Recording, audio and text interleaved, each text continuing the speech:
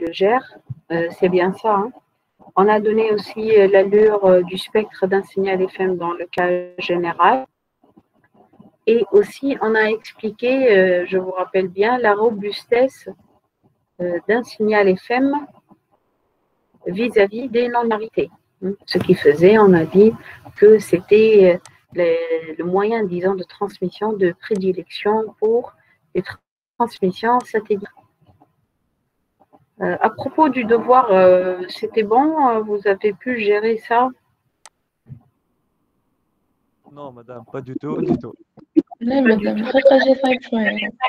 Saïb, vous avez trouvé. Je me rappelle que vous êtes un petit peu la même. Qu'est-ce qu'il y avait? Il y avait la double bande sans porteuse, avec un truc comme pour la robustesse du signal FM.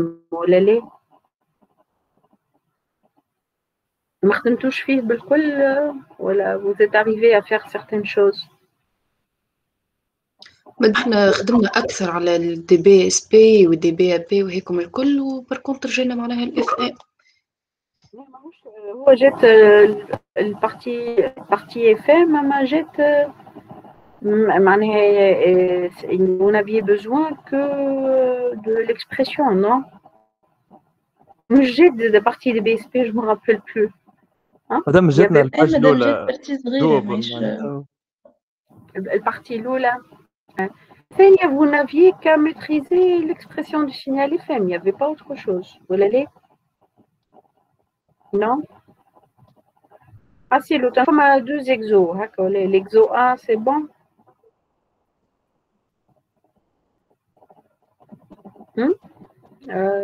وي مدام لولين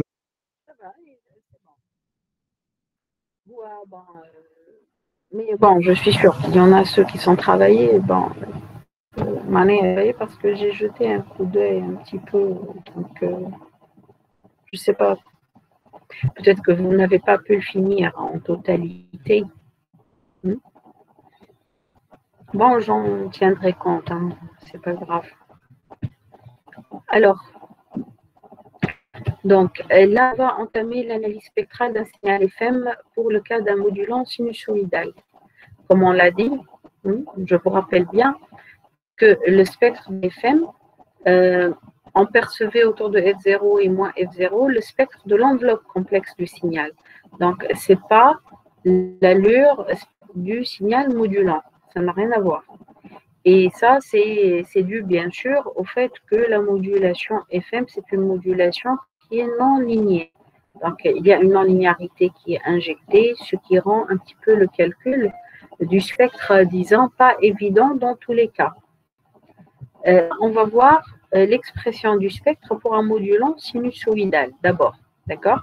Alors, pour un modulant sinusoïdal, le signal FM, il va s'écrire comme A0 cosinus de pi F0t, normalement, plus 2pi kfm fois l'intégrale du modulant. Le modulant ici, c'est A0 plus l'intégrale du cosinus, c'est un sinus. Donc, vous vous retrouvez avec un plus bêta sinus de pi fmt. Avec bêta, c'est kfm AM sur fm. Alors, donc ça, ce qui est encadré ici, c'est l'expression du signal FM pour un modulant purement sinusoïdal, de ce type-là. Ce coefficient bêta, qui est le KFM-AM sur AM, c'est ce qu'on appelle l'indice de modulation, va affecter en quelque sorte l'intensité de la modulation, parce que plus le bêta, par exemple, il est grand, plus la phase instantanée il est en train de varier au rythme du sinus, et donc plus vous accentuez l'effet de la modulation FM. Alors, on va essayer de voir comment calculer le spectre de ce signal FM pour un simple modulant sinusoïdal. D'accord? Donc, je vois que la déviation maximale de fréquence ici, comme vous le savez, normalement, dans le cas général, c'est quoi? La déviation maximale de fréquence. Elle est de combien? Vous vous rappelez? Delta F.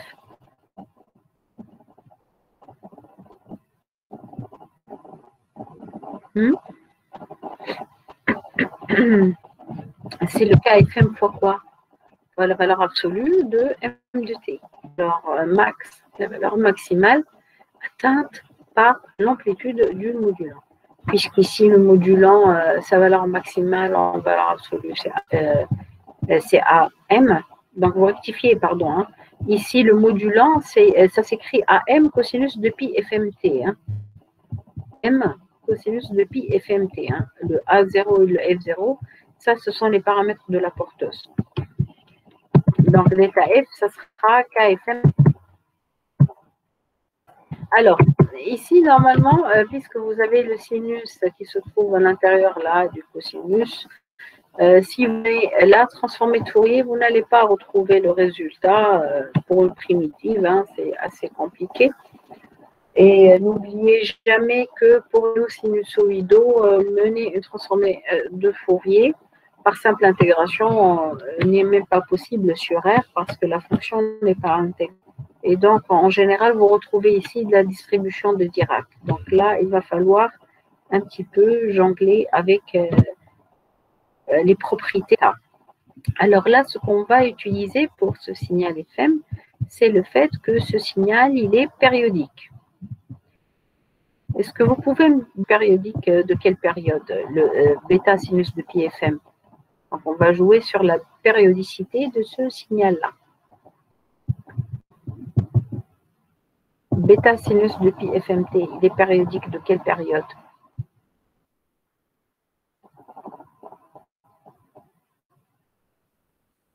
Un simple sinus comme ça, il est périodique de quelle période?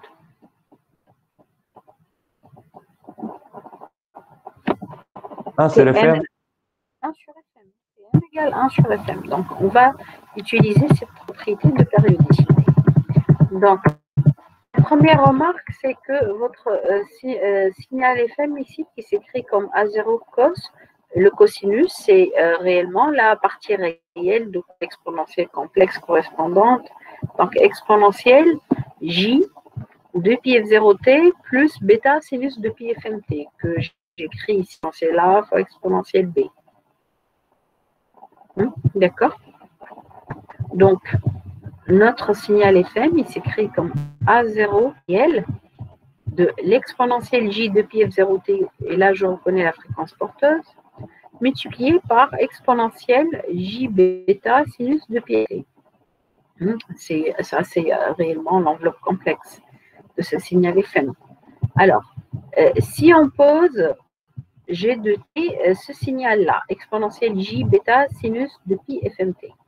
Alors, on peut remarquer que puisque sinus est périodique, hein, par composition, exponentielle J bêta sinus de pi FMT va être aussi périodique de période TM, de même période. Hein.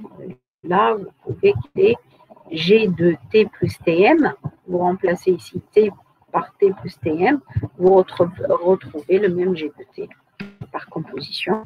Donc, G de T, il est développable en série de Fourier. D'accord?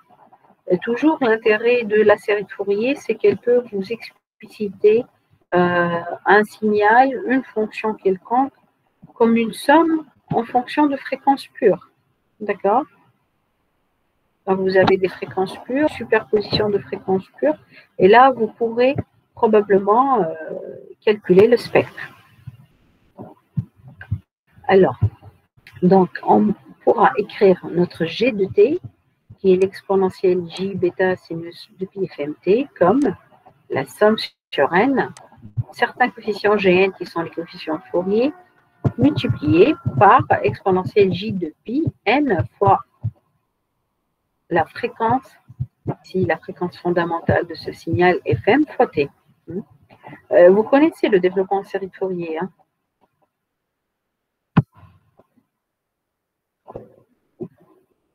Normalement, oui. Hein? Oui. Oui.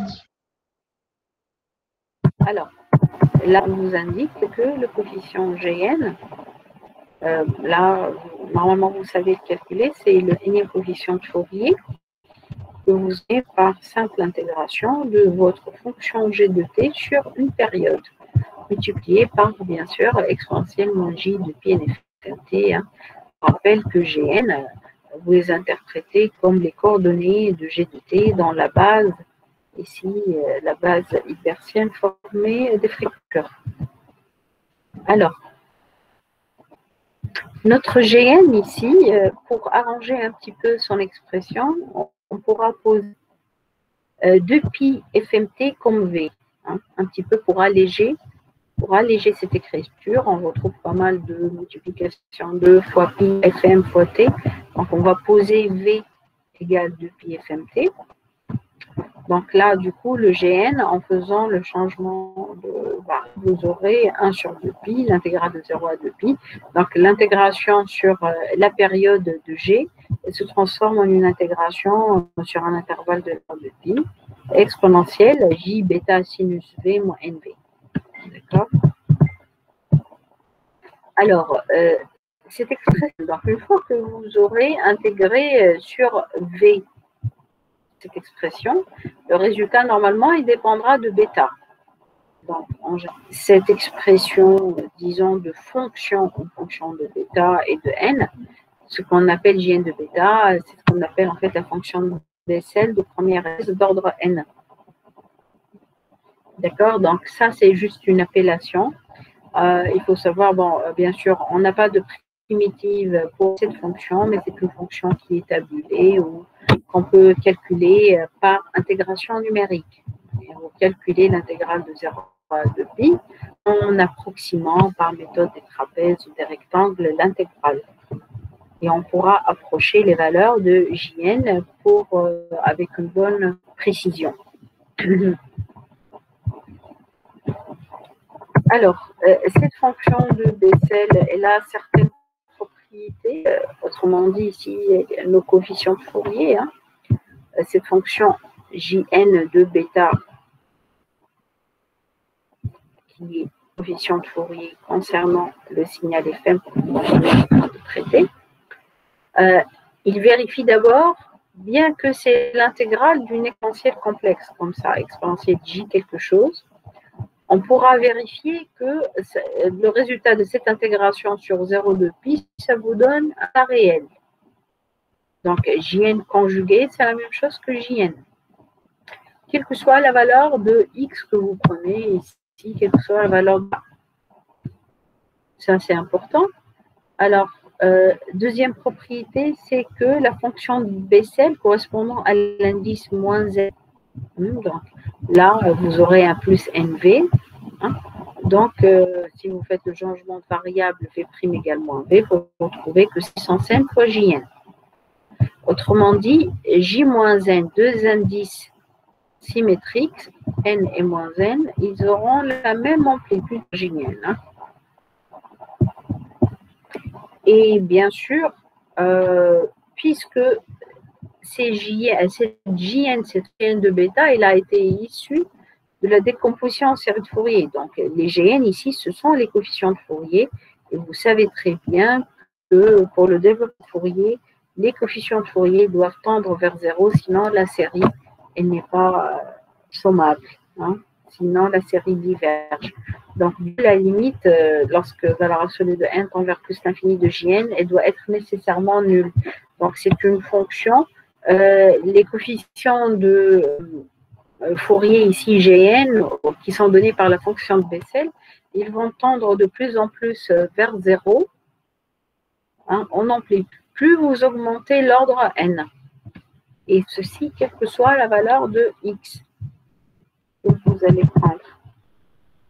C'est bon ici, la caractérisation des Gn, c'est bon? Vous avez une question?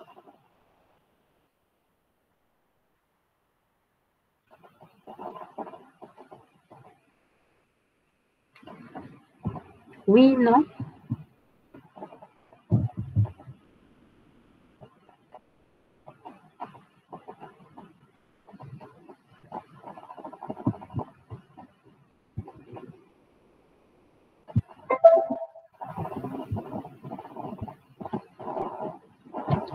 Vous avez des questions à propos de ça?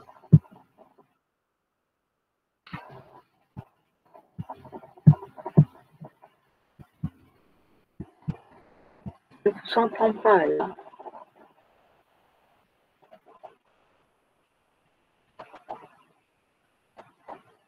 Vous êtes là? أي معك نكمل. Oui, c'est bon? Ben. Donc, l'idée ici, on a écrit notre signal FM, on l'a écrit comme A0, partie réelle de exponentielle J de pi F0T, G de T. Donc, on va remplacer G de T par son développement en série de Fourier pour avoir introduire une certaine linéarité d'expression. Alors, du coup, qu'est-ce qu'on obtient? Donc, on remplace G de T, vous avez somme sur N ici, Gn de bêta, l'exponent, en ayant toujours en tête un petit peu les différentes propriétés de Jn. Donc, ici, si vous injectez l'exponentielle ici à l'intérieur, vous aurez partie réelle somme sur N et Jn de bêta, fois exponentielle J de pi F0 plus NFM T. D'accord? Alors, partie réelle de la somme, c'est la somme des parties réelles. C'est la somme des parties réelles. Alors, donc là, on va pouvoir écrire ça comme ça, somme sur 1. Partie réelle de Jn de bêta à l'exponentielle complexe. Alors, partie réelle, ici, vous avez un coefficient. Ce coefficient, on a dit, il est le Jn de bêta, le coefficient de Fourier, donné par la fonction de Bessel. Je viens de le dire, l'une de ses propriétés, c'est qu'il est réel. On a Jn conjugué, c'est la même chose que Jn. Donc, partie réelle du coup, la partie réelle de Jn fois l'exponentielle complexe, ça va être Jn fois cosinus. Hein, donc, vous sortez ce quotient parce qu'il est réel. Partie réelle de cette exponentielle complexe, c'est le cosinus. Donc, du coup, qu'est-ce qu'on a obtenu? On a obtenu une expansion, une représentation de SFM comme une somme de coefficients multipliés par cosinus. Est-ce qu'on va pouvoir, dans ce cas-là, calculer le spectre maintenant? Est-ce que le spectre sera calculable?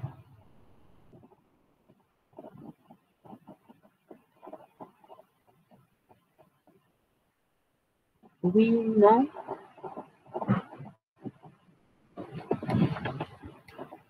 En calculant le spectre, hein, la transformée de Fourier va porter sur la variable t, hein, je vous rappelle. Hein. Ça, ce sont des coefficients. Donc, est-ce qu'on va pouvoir calculer le SFM de f maintenant?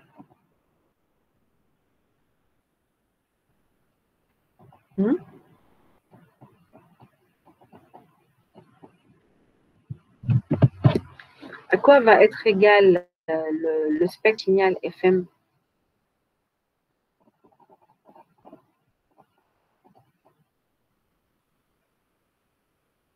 De Fourier. Les transformées de Fourier de la somme. Et là, dans la somme, vous allez retrouver les distributions de Dirac, tout simplement. A0, somme sur n, Jn de bêta, fois la transformée de Fourier de cosinus.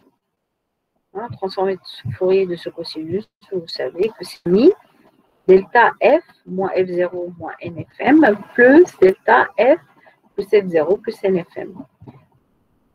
Donc, le spectre du signal pour un modulant sinusoïdal s'écrit sous cette forme-là. OK? Je vous rappelle que cette somme sur n, c'est sur n dans z. Donc, vous obtenez un spectre doré, hein, d'accord, qui s'étale de moins l'infini à plus l'infini. Donc là, si on représente un petit peu l'allure de ce spectre. Alors, pour déterminer l'allure de ce spectre ou de n'importe quel spectre doré, il faudra un petit peu se focaliser. Donc, vous prenez différentes valeurs de n, puisque toutes les distributions, elles sont à support disjoint ici. Hein. Chacune est localisée ou bien à F0 plus NFM, ou bien à moins F0 moins NFM. D'accord? Donc, vous faites varier l'indice n et vous voyez qu'est-ce que vous obtenez comme distribution de Dirac. Par exemple, pour n égale à 0, qu'est-ce qu'on obtient comme distribution? Nickel.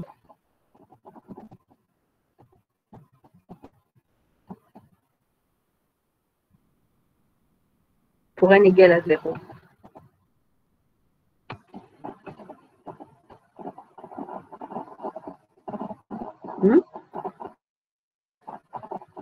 Quelles sont les règles spectrales qu'on obtient pour n égale 0, qui correspondent à n égale 0?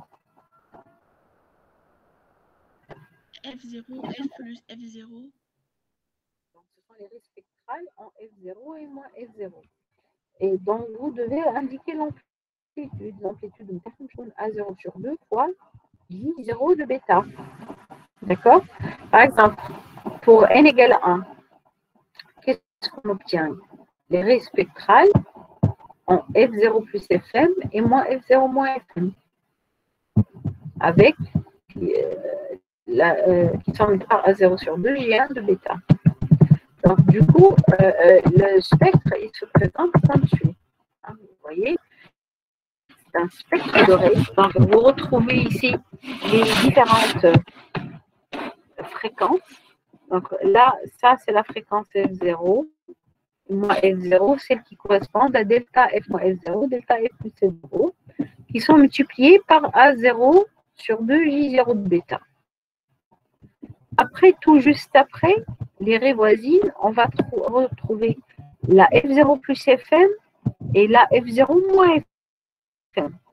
Celle-là, elle a été obtenue pour un indice n égale à 1, pour l'indice n égale à 1, et ça, c'est pour l'indice n égale moins 1. Donc, on obtient cette paire de raies toujours aussi, on obtient son symétrie. Parce que dans l'expression du spectre, vous retrouvez delta F plus moins F0 moins et la delta F plus F0 plus NFM. Donc, chaque raie spectrale est là sans symétrique dans la partie négative. Alors, là, la remarque pour ces spectrales, la F0 moins FM. On a le delta correspondant, il est multiplié par J1. Hein, pourquoi ici? Parce que d'après les propriétés de la fonction de Bessel, J-1, c'est la même chose que J1 en valeur absolue. Hein? Donc, vous faites attention à ça. Donc, vous avez une symétrie du spectre autour de F0 et une symétrie aussi axiale par rapport à F égale 0. Donc, vous avez la partie positive et négative qui sont symétriques. Après, vous retrouvez les raies spectrales pour n égale à 2. Pour n égale à 2, vous allez obtenir la F0 moins 2Fm.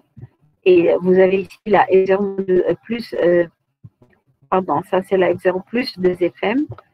Et ça, c'est la F0 moins 2Fm obtenue pour n égale moins 2 et leur symétrique. D'accord? Donc, et là, comme ça continue jusqu'à l'infini parce qu'il s'agit d'une somme sur n dans Z. D'accord? Alors ici, la remarque, c'est que la fonction Jn, on a dit sa limite. Quelle était sa limite lorsque n tend vers l'infini? Lorsque n tend vers l'infini, sa limite, c'est 0. Donc, la fonction de Bessel,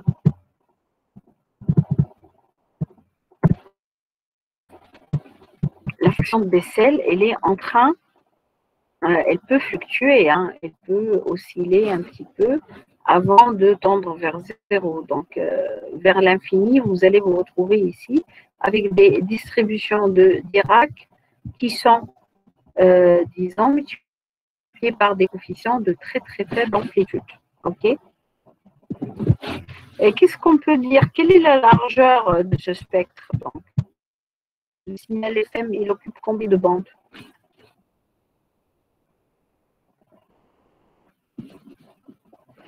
Donc ici, rien que pour un modulant sinusoïdal, est-ce que vous pouvez me donner la bande du signal? Théoriquement, elle est de combien?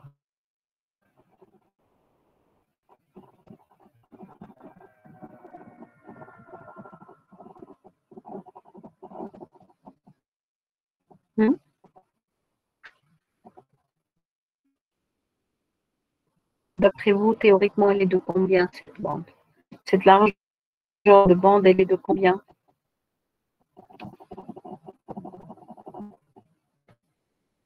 Vous êtes là?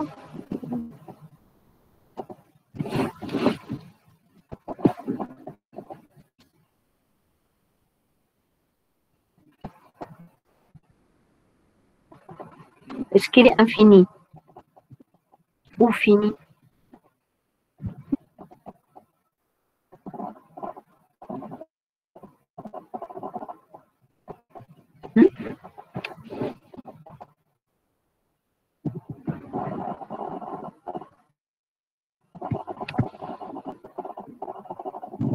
Quelqu'un peut me dire?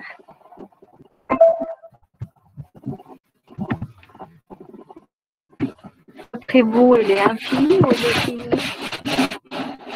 Théoriquement.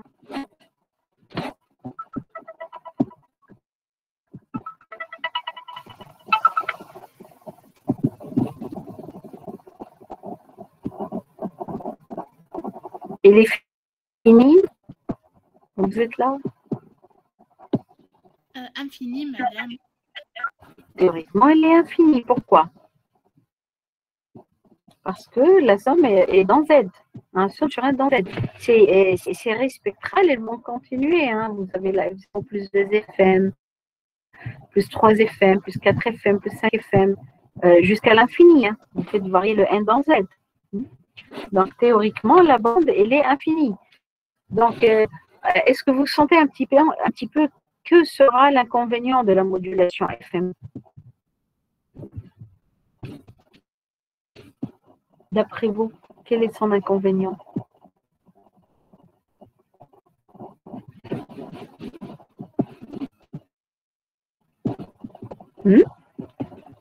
ديما باش يصير chevauchement بين les signaux. Et surtout, vous sentez un petit peu que la largeur de bande elle va être beaucoup plus grande que celle des modulations AM. On a l'occupation spectrale. Ici, même si, bon, théoriquement, la bande, elle est infinie. Parce que ces séries spectrales, elles vont continuer jusqu'à N dans Z, hein, théoriquement. Mais pratiquement, le JN de B va arriver à un certain moment, il va s'affaiblir. Hein, il va descendre, puisque sa limite, c'est 0. Donc, il va descendre en dessous de la valeur 10, moins 3, qui correspond à moins 30 décibels ou moins 60. Et du coup, vous pouvez approximer ce spectre-là juste par un certain nombre de raies autour de F0. D'accord? Mais quand même, le spectre il sera plus large, hein, certainement. Par exemple, si on aurait utilisé ici, le cas particulier d'un modulant sinusoïdal, si on aurait utilisé la modulation des BSP, le spectre, comment il se serait présenté? Vous aurez F0, vous aurez F0 plus FM et F0 moins FM. Et leur symétrique. Donc, l'occupation spectrale, elle est que de 2 FM. D'accord? Donc, vous sentez déjà ici sur cet exemple, pour un simple modulant sinusoïdal, qu'il va y avoir un élargissement de la bande spectrale du signal FM. Cet élargissement, certainement, c'est une limitation, c'est un inconvénient hein, de la modulation FM, parce que il ne va pas pouvoir permettre, disons, le multiplexage de plusieurs utilisateurs pour une application donnée. Donc, c'est pour cela qu'il faudra dédier un canal FM pour des applications qui méritent ou bien qui nécessitent le fait de tirer profit des avantages de la modulation FM. Par exemple, si on a un système où on a plusieurs utilisateurs, comme pour, par exemple, tout ce qui est mobile, hein, mobile, on ne va pas utiliser la modulation FM parce qu'elle est très gourmande en occupation spectrale. Le grand B il est très important. Donc, ça, c'est ce qu'on a dit. Hein. Donc, l'occupation spectrale est théoriquement infinie, pratique. On va pouvoir la limiter. Donc, pour tout type de technique de transmission, ce qu'on a vu, il va falloir maintenant déterminer comment on va calculer exactement le B. Je vous rappelle, le B, c'est l'occupation spectrale. Il y en a ceux, par exemple ici, on pourra se dire, on va maintenir ici, on va essayer de garder certaines paires de raies autour de F0. Une paire de raies, ça serait les deux raies qui sont symétriques par rapport à F0. Par exemple, F0 plus FM et F0 moins FM, ils forment une paire de raies. F0 plus 2FM, F0 moins 2FM forment une autre paire de raies. D'accord? Alors, donc l'idée, c'est de voir ici maintenant comment décider à partir de quel rang N0 le GN de bêta il va devenir négligeable. Donc, ou bien à partir de quel rang N0 on pourra négliger les paires de raies puisque J-N et bida JN on va le refaire. D'accord? Donc maintenant on va s'intéresser à comment garder que les paires de raies, ce qu'on va appeler significatives, dans un tel spectre et négliger les autres paires de raies pour pouvoir limiter la bande du signal. OK? Est-ce que, d'après vous, ça pose problème de négliger certaines paires de raies?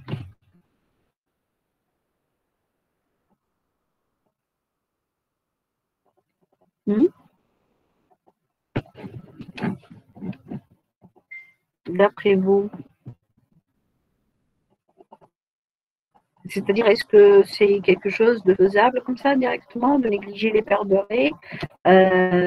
Qu'est-ce qui nous garantit qu'on ne va pas altérer le signal FM en tant que tel, qui va porter, disons, l'information sur un lien radio?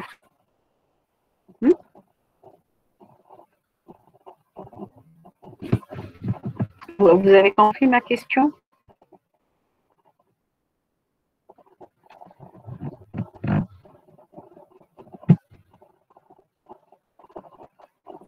Vous l'avez compris ou vous ne l'avez pas compris?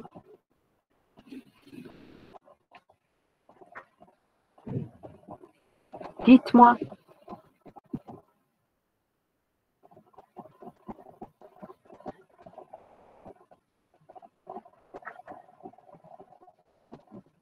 Vous êtes encore là?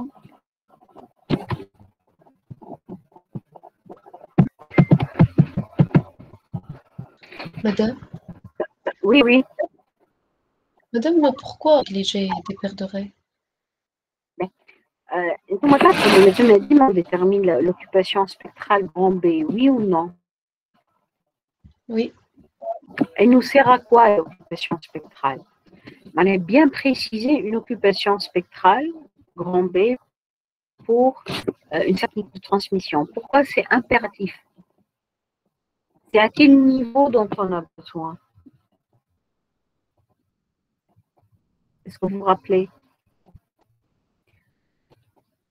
C'est ça ce qui va gérer en fait le multiplicateur fréquentiel. Je crois que vous êtes plusieurs utilisateurs à être multiplexés en même temps.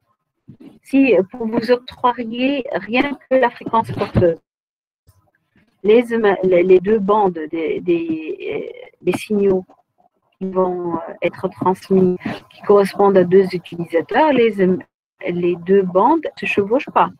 Parce que s'il y a chevauchement, vous allez créer de l'interférence intercanaux radio. D'accord. Donc, le récepteur, il y a la valeur de B. Comment il va récupérer déjà? Vous savez maintenant que pour la donnée, vous avez toujours un bloc de quoi? Un bloc de filtrage passe-bande qui vous permet d'isoler le signe utilisateur donné et de le traiter par la suite pour des modulations ou autres, ou bien pour réception optimale. Donc, du coup, on doit connaître l'occupation spectrale grand B pour pouvoir allouer les fréquences porteuses sans interférence, intercanaux. Et deuxième chose, pour pouvoir démoduler le signal sans problème. Supposons par exemple, une valeur, le signal, il occupe cette bande, d'accord? Ou le récepteur, tu cales le filtre passe-bande récepteur sur une largeur de bande B+, prime qui est plus grand que ça, qui s'étale de là à là. Là, vous risquez de créer des interférences. Ce signal d'intérêt avec d'autres composantes fréquentielles qui sont généralement dues à d'autres utilisateurs. D'accord? Donc, il faut connaître le B pour isoler le signal radio correspondant à un utilisateur bien déterminé sans interférence. D'accord? Donc, l'idée ici, c'est combien de paires de raies on va garder dans ce spectre-là. Par exemple, si on décide de garder que la paire de raies voisine à F0 ici et de négliger toutes les autres, l'occupation spectrale, elle sera de 2 FM. Si on garde 2 paires, hein, l'occupation spectrale, elle sera de combien? Qui est juste voisine à F0, et la deuxième paire, tout juste après. L'occupation spectrale, c'est 4 FM. D'accord? Donc, si on a n paires de raies, si on garde n paires de raies symétriques par rapport à F0, l'occupation spectrale est comme 2n FM. D'accord? Donc, l'idée maintenant, c'est de déterminer un paire de raies que je vais garder. Quelles sont les paires de raies qui sont significatives? Donc là, vous avez plusieurs critères pour la modulation de décider si je garde une paire de raies ou elle est. Alors, l'un des critères, les ingénieurs se sont dit, on va garder les paires de raies qui contiennent 18% de la puissance totale contenue dans le signal FM. Donc là, on passe sans passer réellement en aléatoire et terminer la puissance du signal FM. Ils ont dit, on va garder les paires de raies qui contiennent 98% de la puissance totale. C'est-à-dire qu'ils vont négliger toutes les paires de raies qui contiennent que 2% de la puissance totale du signal FM. Et là, ils ont montré que l'occupation spectrale peut s'écrire comme 2 fois bêta plus 1 fois FM. Donc, pour ce critère-là, qui garde 90%, garder les paires de raies contenant 98% de la puissance totale du signal FM, parce qu'un signal FM, ici, quand on se présente et comme on l'a montré, les paires de raies les plus significatives, on va les retrouver autour de F0, en fait. Bien que ça peut osciller à un certain moment, mais après, ça doit tendre vers 0. Donc, pour ce critère-là, c'est le critère de Carson, ce qui nous donne de Carson. On montre que le n de bêta, le nombre de paires de raies, il peut se mettre sous la forme bêta plus 1. Avec bêta, c'est ce qu'on a appelé tout à l'heure l'indice de modulation, qui est le KFM AM sur FM. D'accord? Donc, c'est le critère qu'on va le plus utiliser. Donc, normalement, dorénavant, vous avez le droit directement d'écrire l'occupation spectrale du signal FM pour un modulant sinusoïdal. Hein. Je vous rappelle que nous sommes ici dans le cas simple d'un modulant sinusoïdal. Hein. Ce n'est pas un modulant quelconque.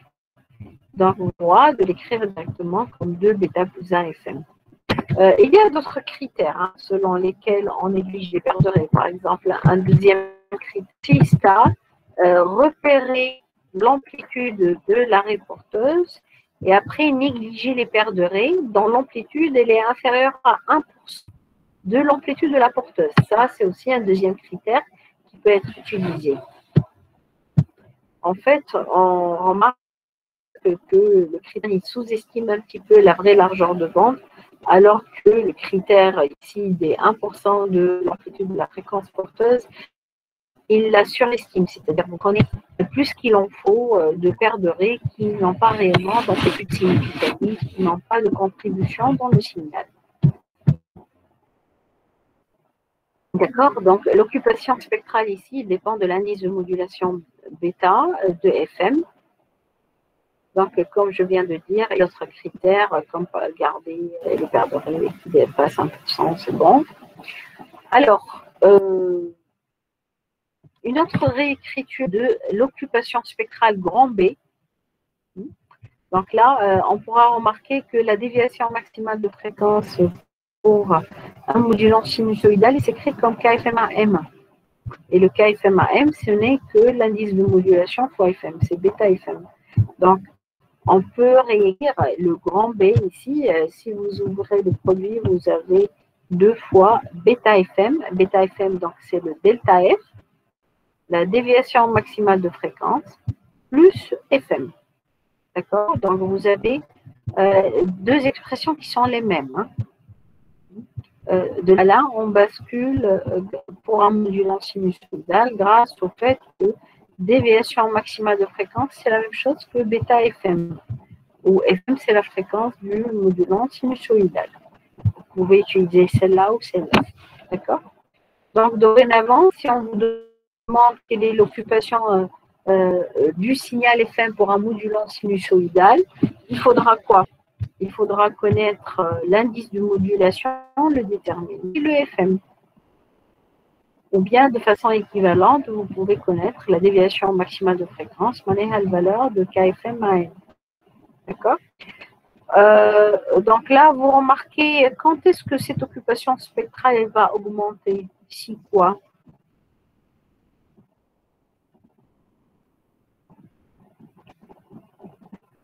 L'occupation spectrale ici du signal FM, et donc, si on augmente paramètre,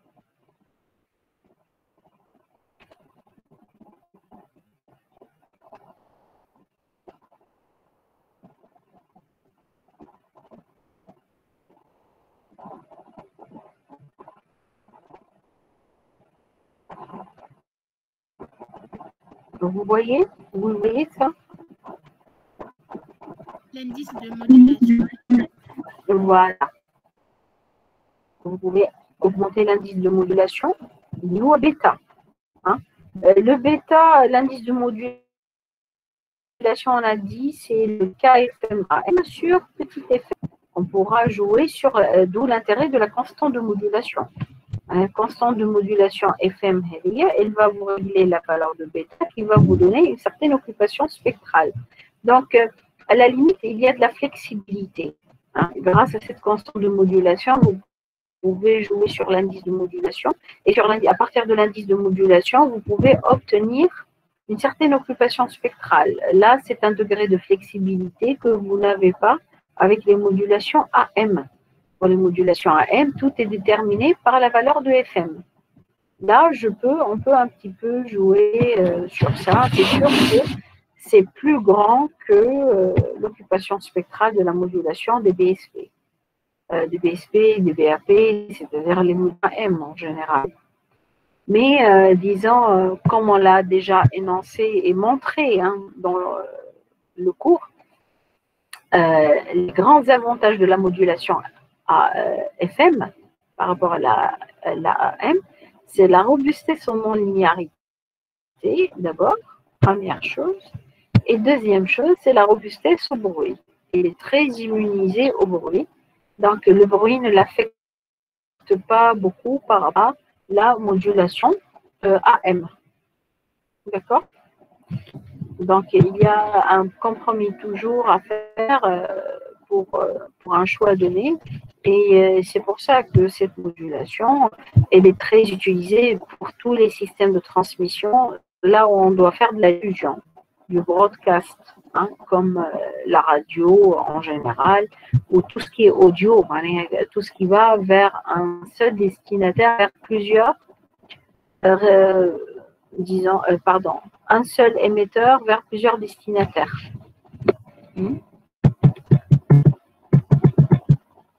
Alors, maintenant, on va étendre le calcul de cette occupation spectrale au cas d'un modulant quelconque.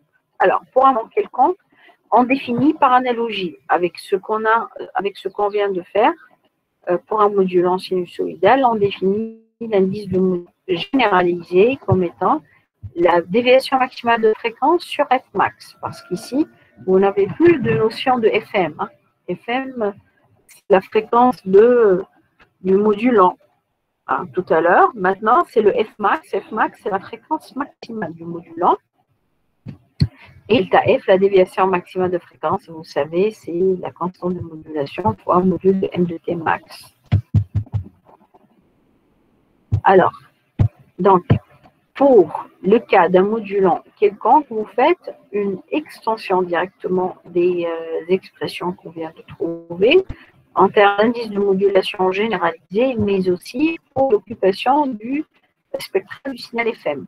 Donc, il y a donc, on pourra étendre, disons, la formule de la bande de Carson pour un signal quelconque en écrivant que l'occupation spectrale fois delta F plus F max cette fois-ci. Hein, ce n'est pas le FM. Ou encore 2 fois bêta généralisé plus 1 fois F max parce que la relation elle reste vraie. Toujours, vous avez déviation maximale de fréquence qui est égale à bêta généralisé fois F max.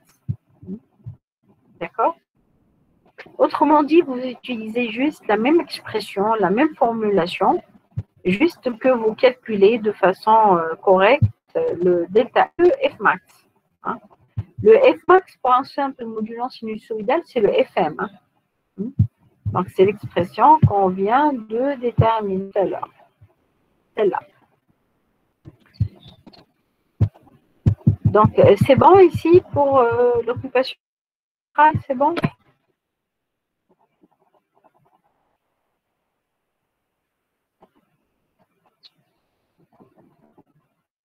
Oui, non? Bon. Est-ce que vous avez des questions?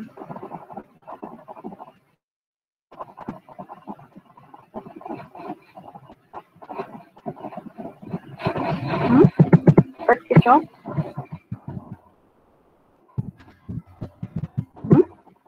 Dites-moi. La fameuse question.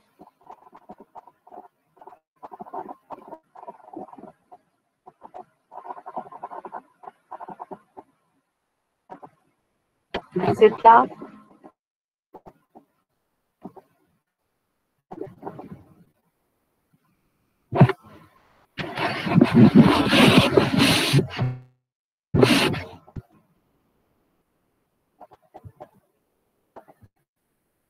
Le F max, comment vous le déterminez, le F max?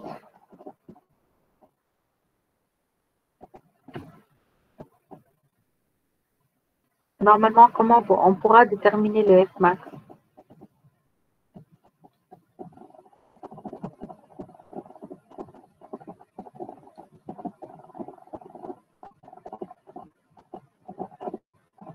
Un فكرة؟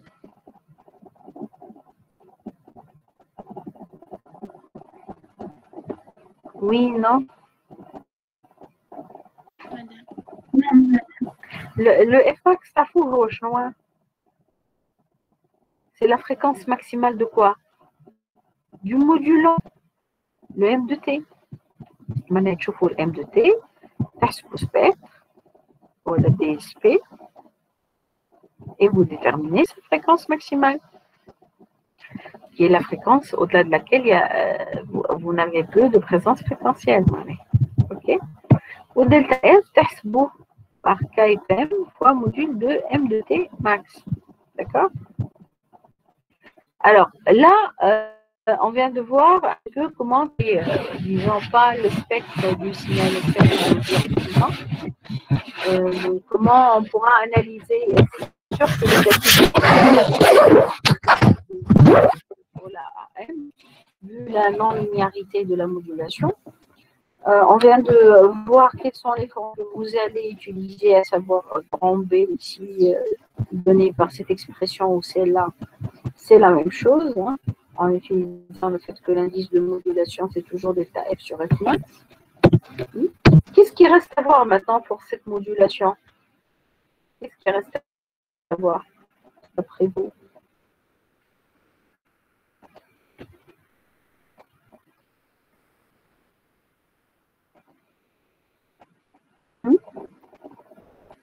Qu'est-ce qu'on n'a pas encore vu?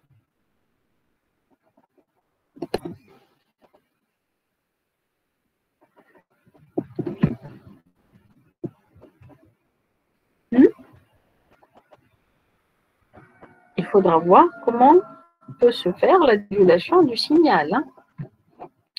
On ne pourra jamais adopter une certaine technique de modulation si vous n'avez pas l'opération inverse, récupérer après le modulant à partir du signal modulé correspondant.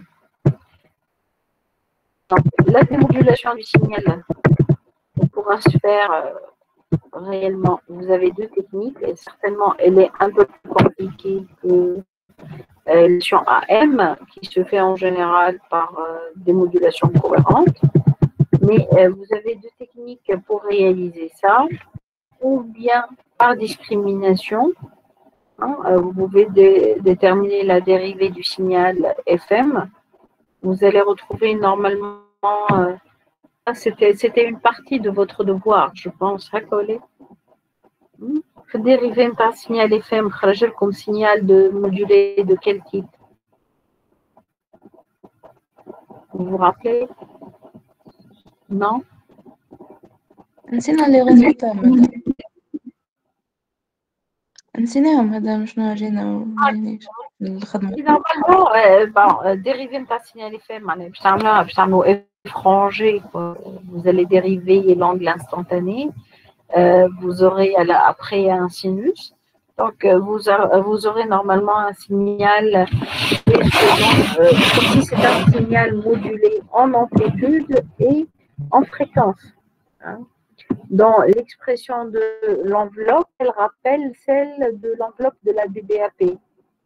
Donc l'idée, c'était, après le procédé de démodulation, c'est de faire une détection d'enveloppe. Et vous avez fait ça.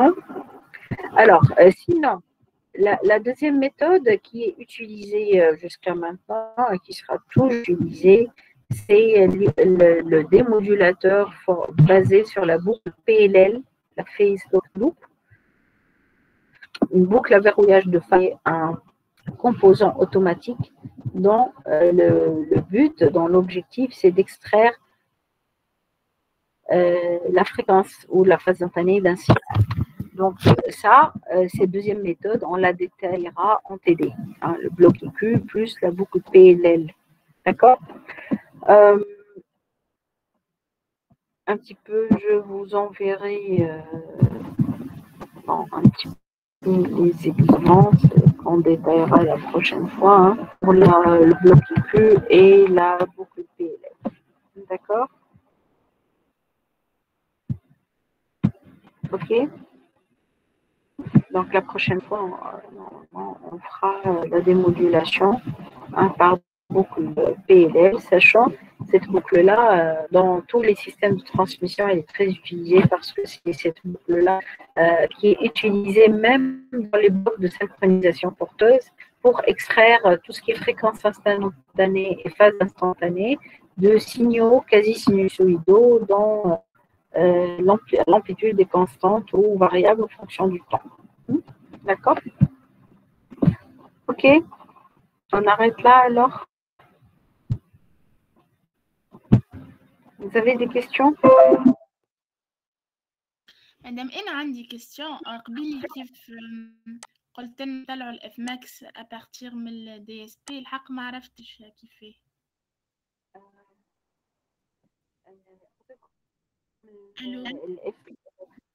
Oui. Ah, ça va, madame صوتك خاطر كان ضايع.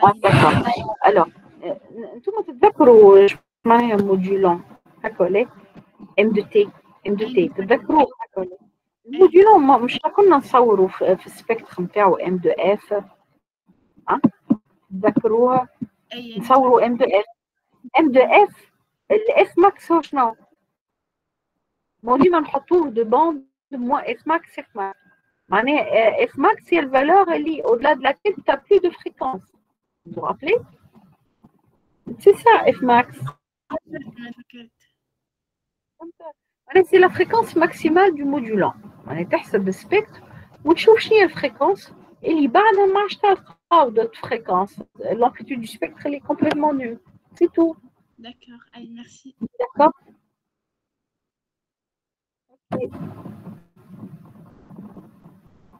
Ok, merci. C'est bon alors. مادام تعال نبعث لك اليوم تاع الجروب 2. قلت لي نادية؟ قلت لك تو نبعث لك مدام اللين نتاع الريونيون نتاع جروب 2. اوكي داكور ميرسي. ميرسي. au revoir. سلامة. سلامة.